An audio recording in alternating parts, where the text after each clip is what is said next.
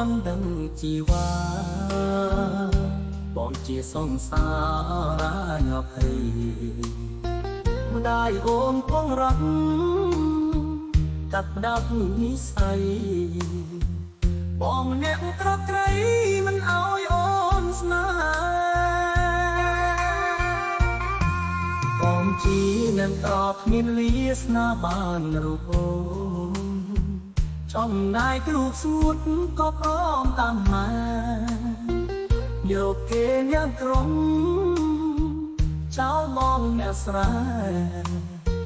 អូនព្រមដាំម៉ែរៀបការនឹងគេទូតែបងត្រង់ណៃអូនក៏ចាប់បងត្រង់គ្មានត្រង់គ្មានវាសនាទេ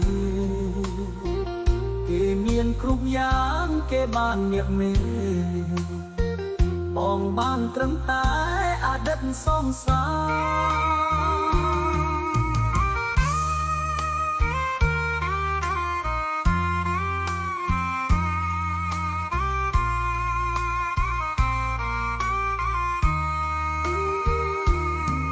សំលេងភ្លេងតាស្រជីរៀននៅរូបគេ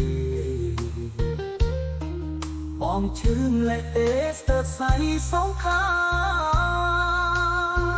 ធ្វើមិនដាច់បងក្រទើបគ្មានវាសនាគេមានដុល្លារបានការអូ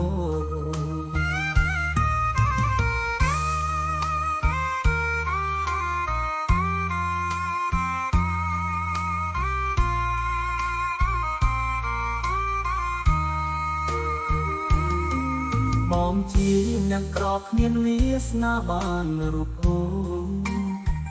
ចំណាយគ្រូស្ងួតក៏ព្រមតាមមកយកគេអ្នកក្រុងចោលបងអ្នកស្រែអូនព្រមតាមមករៀបការនឹងគេទូតែបងត្រង់ណៃអូនគាត់សោកបងត្រកគ្មានត្រកគ្មានវាសនាទេគេមានគ្រប់យ៉ាងគេបានញាក់មេបងបានត្រឹមតែអតីតសង្សារសំលេងលេងការផ្លាស់ជីវិតនឹងរូបគេបងជឿលែកទេស្ទើរស្អីសង្ខារធ្វើមិនដាច់មកក្រទៅគ្មានវាសនាគេមានដុល្លារបានការនឹងអូ